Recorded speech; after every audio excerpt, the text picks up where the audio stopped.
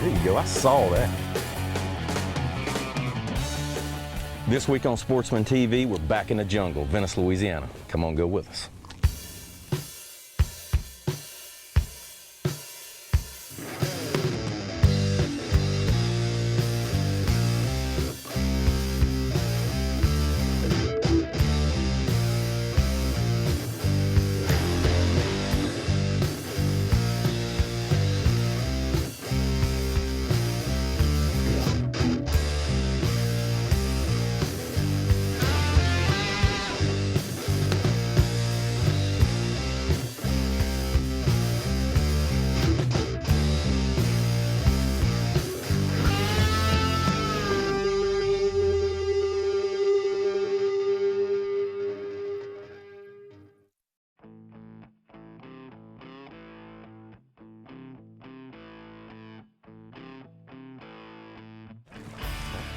Did you just find that?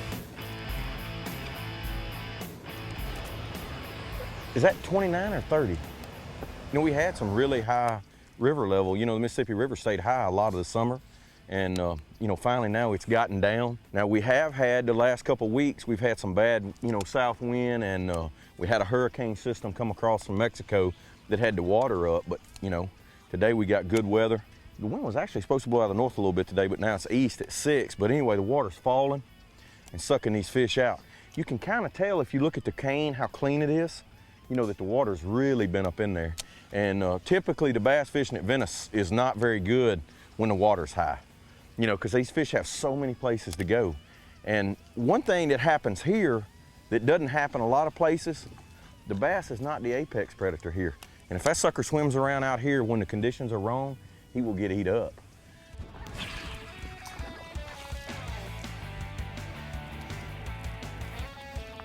You know, what's working is we're at Venice. That's always what's working. You know, Joey's catching them on a worm. I'm, you know, pitching a jig. You know, typically at Venice, that's a good thing about going. The fish are aggressive. You know, I feel like we'll catch them on a moving bait before the day's over. It's early. The water's still high.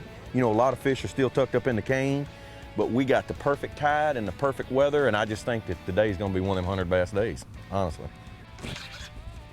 Hey, he's still on there? He's still on there. I might just have to drag him out of there. Drag him out of there with a water salad. We got a fish and salad. Well, surf and turf there, I guess. Surf and turf. He was in there thick. He was in there thick. It ain't much to him, but he's just right. You know, I don't really like those big ones. Anything you got to, these you just cook them whole. Like eating sardines.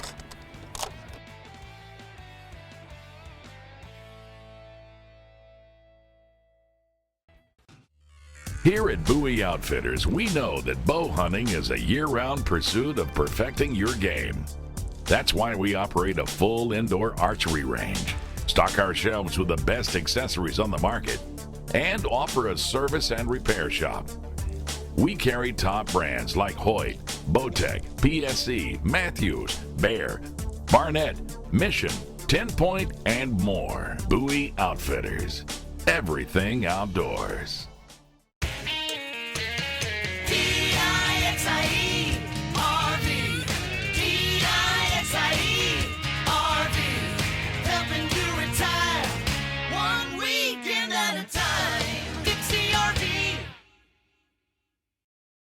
Arctic Ice loves the outdoors. Wherever your next adventure takes you and your cooler, use Arctic Ice to keep your food and drinks cold and dry. It's also great for keeping live wells cool, so fish and bait stay healthy. You can even keep frozen food or game frozen for days. Cold or frozen, Arctic Ice has got you covered. 3 brands of Arctic Ice let you choose the temperature you want for your cooler. You never have to buy ice again. Watch the videos at arctic-ice.com. Check out our new Chill and Brew Team Sport colors, great for tailgating. Remember, it's not just ice, it's Arctic Ice. We fish, we hunt, we love the outdoors, and forsportsman.com is the place to get all the new Sportsman brand gear. Show your passion for the hunt with our new Mallard and Big Rack t-shirts, or fish hard in the new Hook and Line long sleeve. We've got camo fleur-de-lis in many sizes and colors, and a brand new Sportsman snapback. You can get it all today at forsportsman.com. Fishing. It's where good stories come from. It's about good times and family and friends. It's about taking a couple home for dinner tonight and saving a few for tomorrow. It's all about that and so much more. To CCA, fishing is about enjoying today and making sure tomorrow is even better. To us, fishing comes with a responsibility for the resources we enjoy so much. If fishing means all that to you, then you belong with CCA.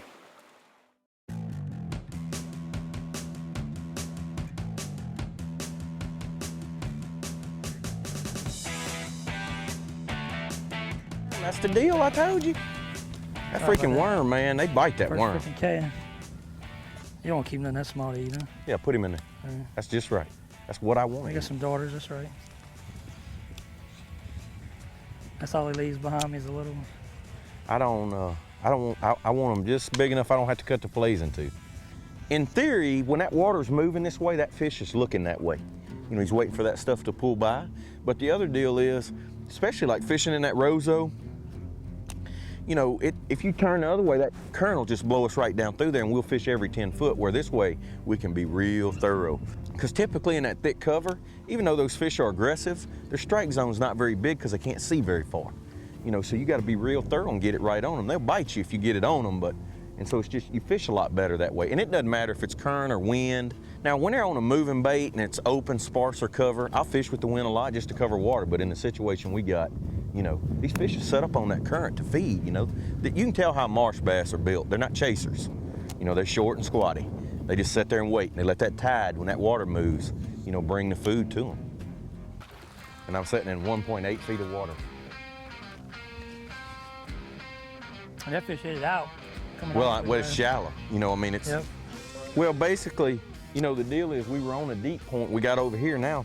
So I'm sitting 10 foot of water right next to the big one. Same spot. I must have caught the male. Yeah, they spawn. But case in point, see, we fished 2 or 3 points that were deep without a bite. As soon as we got over here to this one that's shallow, that's the deal. A little better fish than what we've been catching. Most of my bites are coming on the initial, you know, the initial drop. You know, I got a rage crawl on the back of that jig which swims. What does it look like to them? I don't know. It can look like a little crab. I mean, it just has that motion. It bait fish, you know, a crawfish. So basically what I do is I drop it in there, let it go to the bottom, and then I just yo-yo it up and down. And it's just swimming up and down. And that way, you know, if you're not right on top of them when it drops in, if you're a couple feet off, you know, just something to get their attention. And a lot of times they see that bait fall and didn't see where it went, and the instant you hop it, you know, they get it. It's a reaction deal. And that's another thing with that big jig. You know, using a big weight when you're punching through that stuff, that bait's falling pretty fast. And a lot of times, they're not necessarily, you know, in an aggressive posture, but that bait dropping on them, you know, it's a reflex bite. They just can't help it. There's something I can get in my mouth, and they, you know, they jump on it. Come on. He's hung up in them lilies. Makes them hard to get out. That's a big hook. Just a big hook. Looks like a marlin bait. That's what I told like you. You hang on skirt.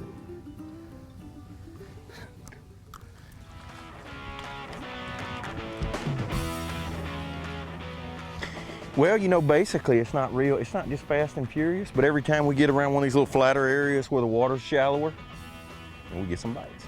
And I really think it'll get better because we kind of got the perfect storm deal. The river's low. We're gonna fish on a falling tide. I think the tide's dead low at like 2:30 or 3 o'clock. I mean, we just got perfect weather. I mean, I just expect for it to get better, you know, all day. Now, we've been a bit steady. We just hadn't been real fast and furious, because sometimes, you know, we'll hit the right place and they'll be bunched up and you'll catch, you know, 10 or 15 bass off at one point, rather than just a fish or two like we are now. The water's still just a little bit high.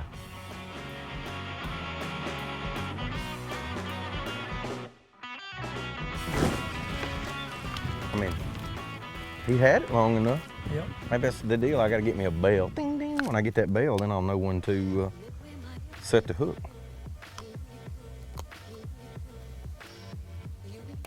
He's either being eaten. That's either crab or crawfish. I think it's crab. I typically, you know, I'm just targeting that, what I call that seam. It's the place where the lilies and, you know, the roseau meet, or maybe a little, you know, I'm always looking for something different. You know, even though it looks like it all looks the same, there'll be places where, you know, a piece of roseo's laying out by itself, you know, kind of caved over, or, you know, one clump sticking out a little farther, or, you know, of course, a place where the lilies are blown up against it. But it's typically something, I know it all looks, if you're not paying attention, it all looks the same, but it's not. You know, there'll be certain places in there that are, you know, are key. Little indentations, you know, maybe a place, of course, that right there, like, you know, little points. You know, when you're looking down a line, be something sticking out a little farther than everything else. And that's, you know, you can catch one off just a straight patch because the fishing's so good here. But, you know, more times than not, that little irregular feature, you know, they're attracted to that. It's just a perfect place for them to, you know, to set up. Look at that. Look at those back.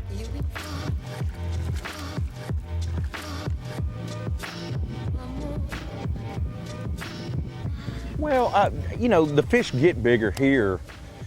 I think they maybe grow a little faster than they do in like the regular marsh because, man, this is such a fertile body. I mean, all of our area is fertile, but I mean, this is the actual Mississippi River. That current is actual Mississippi River water. So, I mean, it's like a flowing fertilizer. And again, you know, here you have, I mean, you got bluegill, you got crawfish, you know, you got all the freshwater bait, shad, and then you got all the saltwater bait, you know, the crabs, mullet, you know, Gulf killifish. I mean, they all live, you know, right here at Venice. You liked that, didn't you, Jerry? I threw that Gulf killifish in there. You didn't see that coming, did you?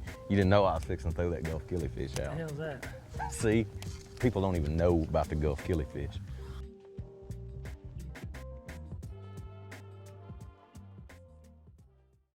Over here at Bowie Outfitters, hunting and fishing is our passion. We can help you pick all the right gear for your next fishing trip. We spend time in the woods too, so we know what products to recommend when hunting season comes around.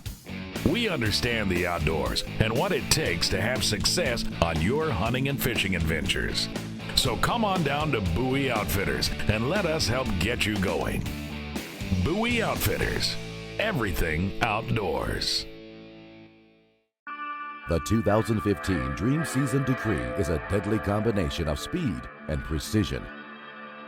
It's built for the moments when time stands still. When the only thing that will break the silence is an arrow slicing a clean path to the kill zone. The bow of your dreams is a nightmare for big game.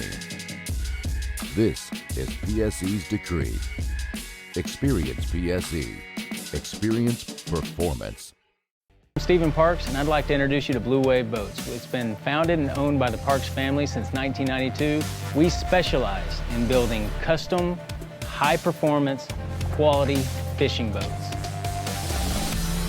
So there is no more having to settle. Each Blue Wave boat ranks high in every category that matters, from the speed, the quality, the performance, and the features built into the boat. And we've loaded these boats with everything you're going to need to make your day on the water a success every time.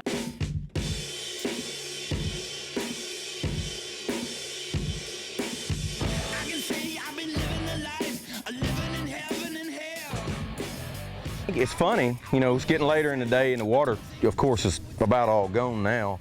And I really thought we were going to catch those fish out here, and we keep trying, you know. And I mean, we caught some redfish out there, but the bass just never seemed to come out of the cover today, which is really, you know, this time of the year, it may be the forage. You know, we haven't seen a lot of shad or pogies, you know, and it may be they're not out, you know, they're not feeding on that type of, you know, that type of bait may be the reason. I don't know. When that water got low, I thought we would still catch them close to the same type of cover, but we would catch them out here on the edge, you know, rather than catching them, you know, way back. I mean, just like case in point, the water's down. We just watched a 3-pounder jump completely out of the water, you know, still way back in the Roseau, and the water's down. So I know now there's a lot of fish that just, you know, they've not moved at all. They really just kind of, undoubtedly just kind of hunkered down back in there where they've been all day. My last couple bites, the only thing have been much more aggressive. You know, most of the bites I had this morning when we started, you know, they were just pressure bites.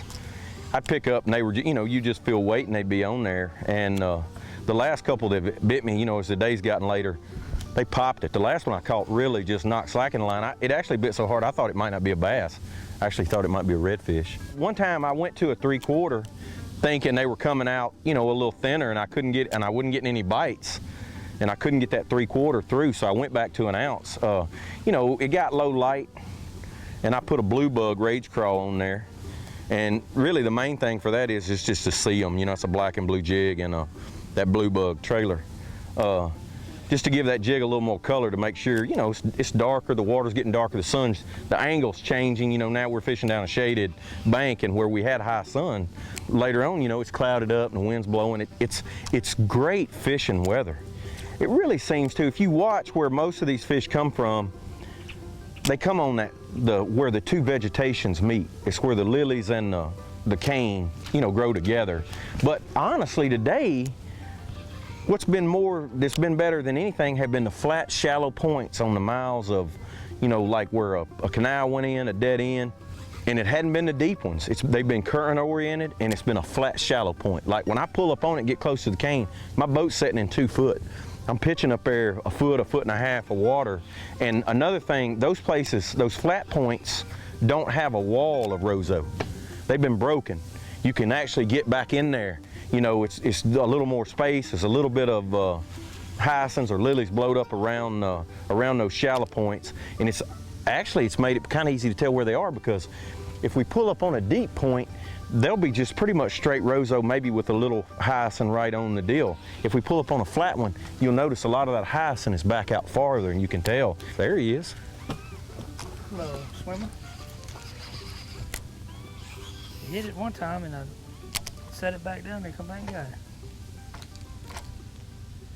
Ain't very big, but He makes the grade. Make the cut for the... That's the kind I like. Feed him back.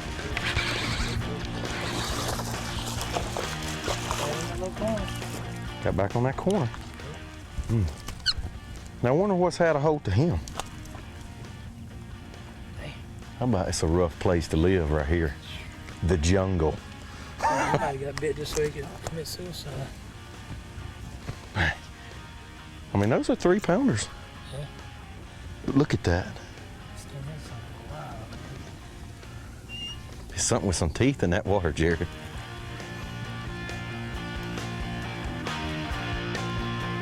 You one-handing him. You one-handing him.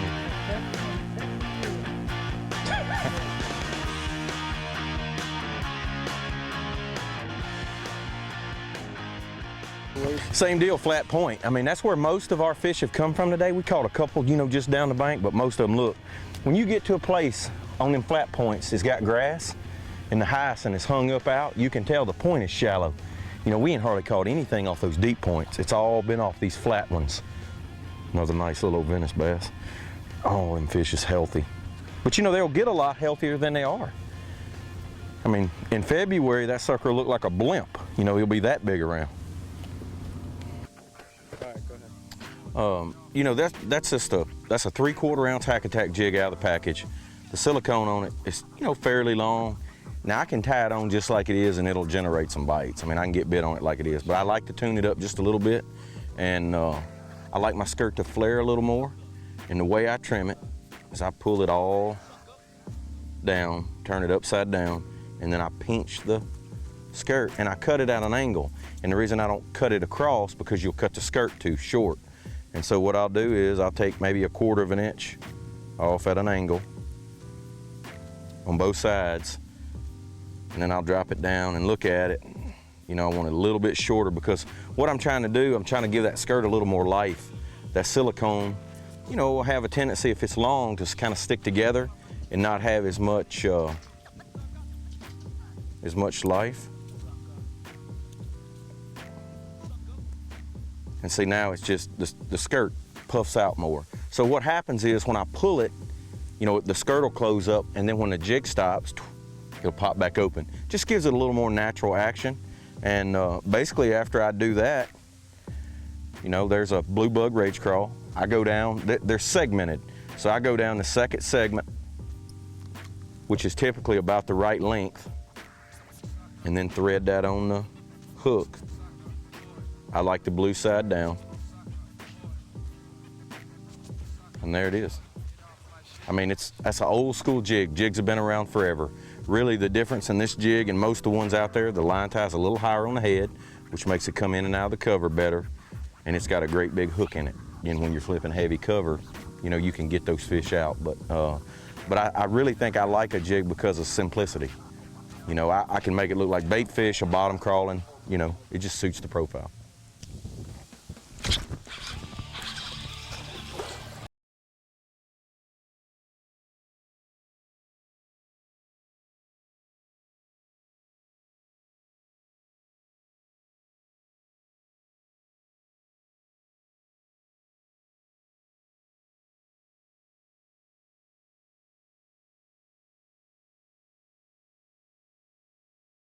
When fish are aggressive, a black and blue jig is hard to beat because they see it so well. You know, dark is a color that they see. So a lot of times I'll start flipping one in the morning. You know, if it gets lighter, I'll change. You know, just because I know they'll be able to see that profile. I mean, I don't have to do anything with it. I mean, it has all that action. That's one thing I like about it. That bait swims down and it swims up. You know, when I drop it in, it's swimming all the way to the bottom. You know, it just looks like flippers. I mean, it's just a really active bait, and it just seems to really attract them. I mean, that's the trailer I use when I'm swimming a jig, flipping a jig. About the only time I don't use it flipping a jig is when the water gets really, really cold, and then I'll go to just a standard plastic chunk, and it just has a big profile and not very much action. You know, when fish are kind of lethargic, but I mean, typically if it's 50 degrees or more, I mean, I'm flipping a Rage Crow. I think you get more bites on it on the back of a jig than anything else.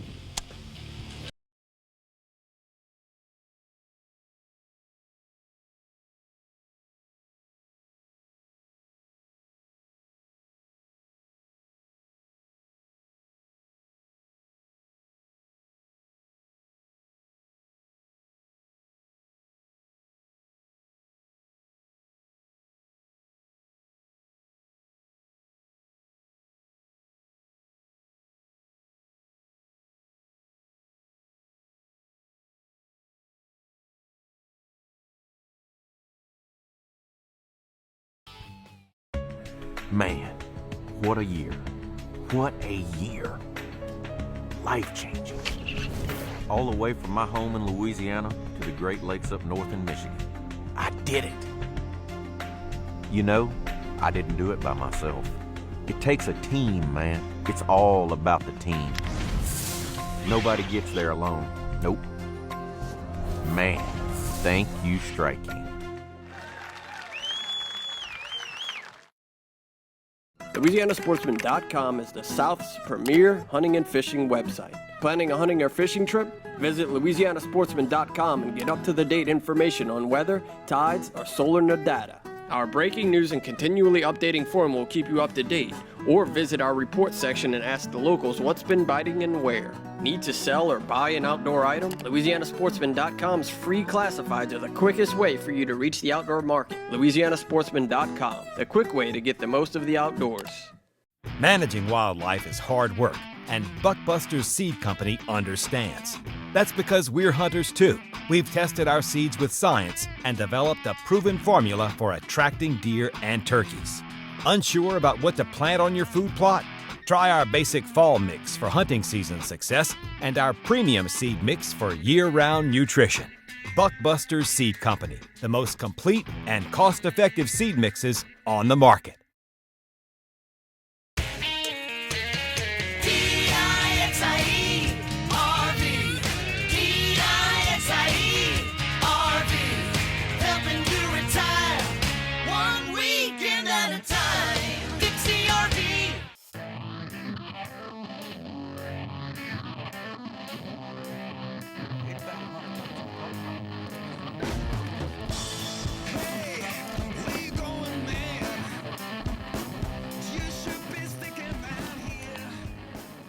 Well, basically a lot of times, you know, when you're, pitching or flipping, you're target fishing or in cover, and but you want to slip that bait, because a lot of times when you're doing that, you're not necessarily fishing very deep, so there's not a lot of water over the fish's head, so you want to surprise him. You want to silently drop that bait in there, and then all of a sudden, when it falls right in front of him, he gets it. Where if you splash the bait on him, you got him on edge, you know. Sometimes it spooks them, they'll run, you know, because really, you know, that's one of the predators where they come from is the surface. Something splashes, they, you know, run from it. So the key is, you know, to slip it in there and surprise them with the bait. Another thing about this style of fishing is you're real efficient. You know, the deal is if I was casting into that stuff, you know, it'd take me twice as long to get my bait in and out. You know, but by flipping, I mean, I'm just dropping my bait in there, I'm fishing right there, and I'm coming out, and I'm going to the next place. It's just, and you know, this part, it's just, I mean, you can look down through there, it's set up for this style of fishing. See, Greg catches the big ones, but you go to smaller jigs, you catch small. Hey, he'll eat though. Got 4 kids to feed at home. All them little Hackneys. He came out 3 feet to get that jig.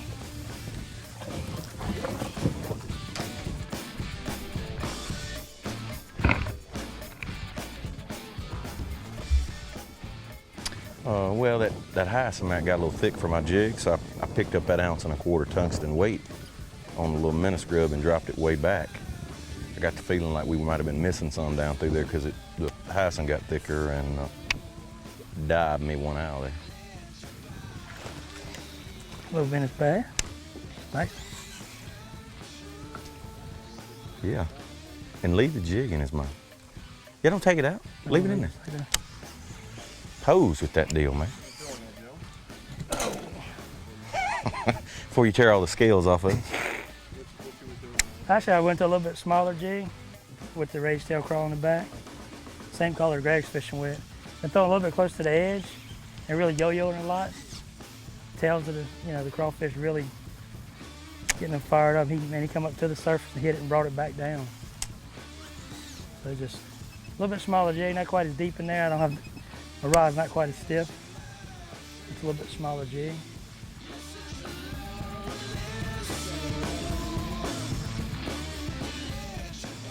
Venice can be a beast, but today we tamed it. Join us here next time on Sportsman TV.